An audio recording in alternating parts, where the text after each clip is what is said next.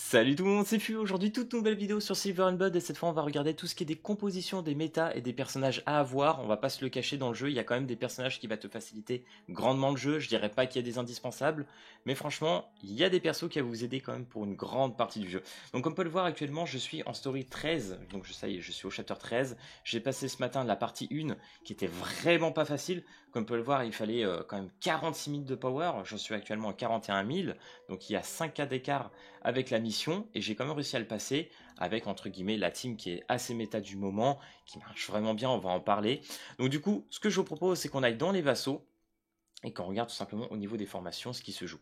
Donc là, voici tout simplement la team que je joue le plus, qui est pour moi la team la plus quasi parfaite. On a deux personnages ici avec Cessia et Lamia qui vont jouer avec des dégâts de rebond, qui vont taper quasiment tous les ennemis. Donc ça c'est vraiment très intéressant. On a Bella pour la tankiness et surtout pour ces deux petits pantins de mob en face qui va bien se combiner avec Cessia.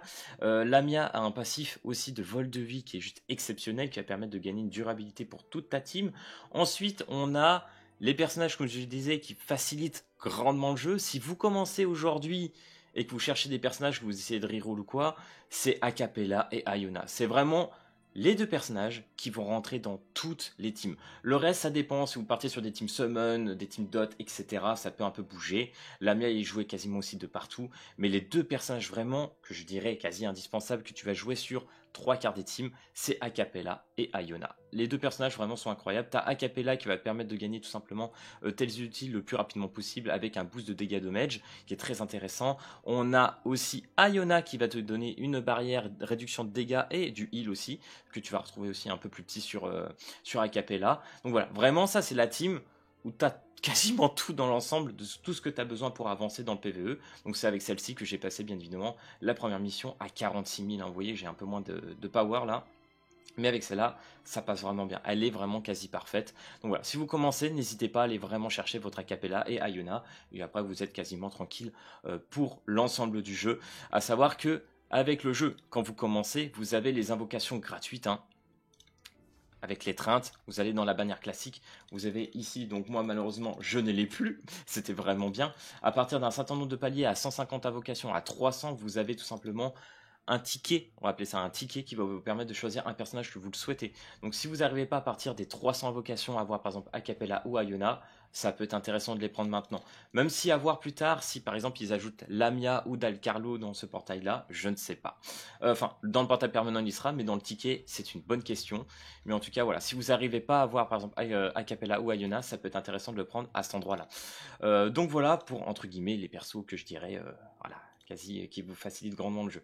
Donc là, on a une deuxième compo que je trouve assez intéressante, c'est la compo Dot. Donc là, vous voyez, elle est quasiment pas parfaite parce qu'il me manque un personnage pour vous le présenter, qui est à la place d'Agarès. Donc Agarès peut rentrer dans la team Dot, mais c'est clairement pas le plus incroyable. Là, ici, ce qu'il faut mettre absolument pour moi, c'est TR Ati.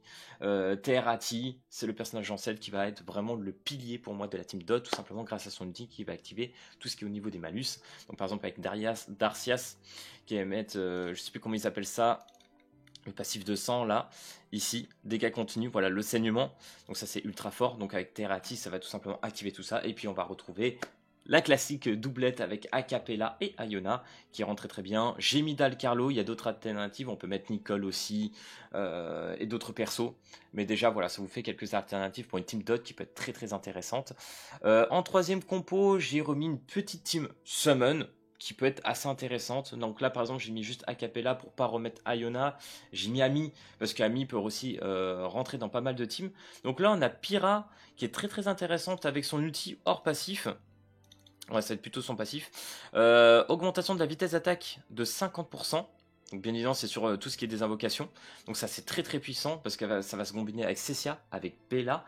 Et pourquoi Ami? Parce que Ami, c'est pareil en fait. Avec son ulti, elle va augmenter tout simplement la vitesse d'attaque de 21% des unités. Donc ça peut être intéressant de faire une combine là-dessus.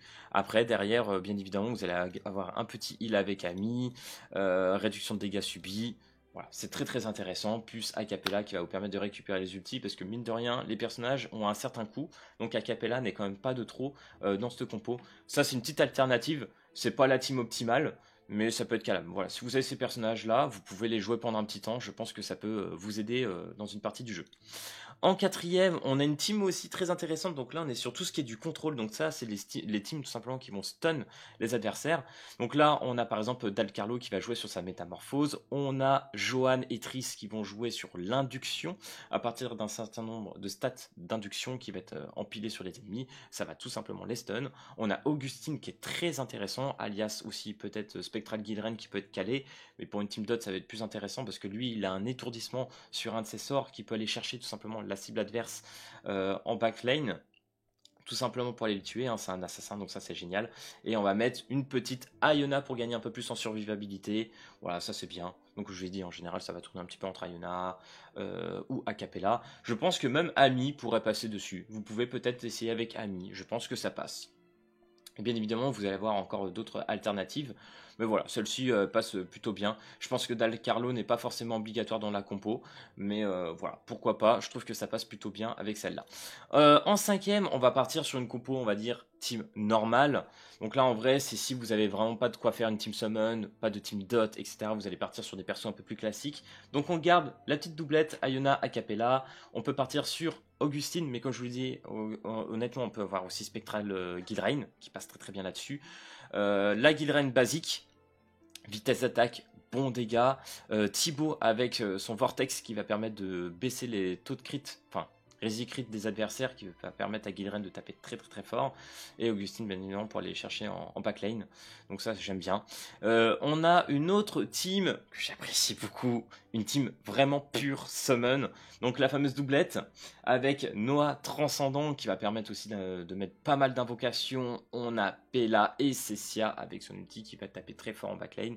Voilà, ça c'est ma deuxième compo que je dirais la plus puissante. Donc comme vous pouvez le voir, là je joue Noah, mais avec ma première compo, en vrai, si on regarde bien, cette compo qui est vraiment, je trouve, la team méta, qui est abordable vraiment pour tout le monde, parce que tu as Lamia, la bannière qui était obtenable, enfin qui est encore obtenable actuellement avec Dalcarlo, donc déjà tu as les deux personnages de bannière, tu as Bella et les deux petites doublettes ici, donc là t'as pas d'ancêtre, donc vraiment elle est quand même faisable pour une team entre guillemets à peu près free to play, donc franchement c'est très intéressant de ce côté-là. Et donc là, bien évidemment, je me suis fait plaisir. J'ai voulu quand même caler mon petit Noah qui marche très très bien avec cette petite compo. Donc voilà les gars pour présentation de quelques teams. Hein, comme on peut le voir, il y a vraiment un peu de tout. Hein. T'as du team control, t'as du dot, t'as du summon, t'as de la normale. J'ai peut-être oublié encore d'autres. Mais bref, même dans une même team dot ou control, tu peux changer encore avec quelques personnages. Hein. Donc c'est ça qui est bien, tu as un bon palmarès de personnages dans le jeu et ça rend vraiment tout ça très intéressant. Donc voilà les gars, j'espère que ces petites compos pourront vous aider. Désolé hein, si j'ai pas mis spécialement d'alternatives, là je vous présente vraiment des teams brutes un peu comme ça. Après si je recherche par exemple sur du... Là on avait pris une team contrôle, je sais pas si on peut... Donc Darcias bien évidemment ça c'est plutôt pour du dot, Ati. Ah c'est vrai il y a la team ultimate que je vous ai pas calé, hein. Il y a Ressa aussi qui marche très très bien en ce moment sur la... sur le boss de Cleave. Nicole, comme je vous ai dit, qui peut marcher très très bien sur le dot. Après, là pour l'instant, je dirais comme ça en vrai pour le team control, il n'y a pas spécialement. Si, il y a peut-être Selena en vrai. Si, il y a Selena. Selena qui va vous mettre un étourdissement. Donc, ça par exemple, ça peut être très intéressant à caler dans la team. Donc, à la place de pourquoi pas Augustine. Genre en vrai, t'enlèves Augustine, tu mets Selena. Voilà, ça peut clairement passer aussi. Hein. Voilà, c'est une petite compo à tester, mais en vrai, je pense que ça marche plutôt bien. En plus, ça vous permet d'avoir un perso distance. Picapa. Bon, en vrai, il y a une petite combinatrice, mais ok, je pense que celle-là, elle passe. En plus, la config, elle est valide. Au niveau du moon, au niveau du claquage, tout ça, donc ça, c'est pas mal. Donc voilà les gars pour les compositions de team. J'espère que ça vous aura aidé. J'espère que ça vous permettra entre guillemets de passer une bonne partie du PvE. Franchement, quand vous avez les compos, comme vous pouvez le voir, même avec du différence de power, ça passe malgré tout. Mais bon, après vous avez des petites alternatives. Franchement, je vous jure, si je devais mettre un personnage que je dirais God tier dans tout ça, de notre doublette bien évidemment avec Acapella Iona, je pense que ça serait Iona. Iona en vrai, je la qualifierais vraiment comme meilleure unité du jeu. C'est un personnage par exemple, si vous avez besoin de taper un adversaire qui est en l'arrière des lanes, les ennemis à l'arrière, vous pouvez tout simplement utiliser son ulti pour transférer tous vos alliés vers la backlane, et ça c'est hyper fort. Et puis du coup vous avez par exemple une Cessia ou une Lamia qui va taper en dégâts de rebond et taper tous les adversaires à l'arrière qui sont les plus fragiles. Donc ça franchement c'est ultra fort, et puis je trouve qu'elle est vraiment complète au niveau de ses sorts. Non franchement je pense que c'est juste OP. Ça vous évite peut-être pourquoi pas de claquer des personnages de style assassin et de jouer tout simplement dans les adversaires, et ça c'est fort. C'est vraiment trop fort. Donc voilà les gars, j'espère que cette vidéo t'aura plu. Si c'est le cas, n'hésite pas à lâcher le petit pouce bleu et à t'abonner. Et puis moi je te dis à plus à la prochaine vidéo. Allez, peace tout le monde!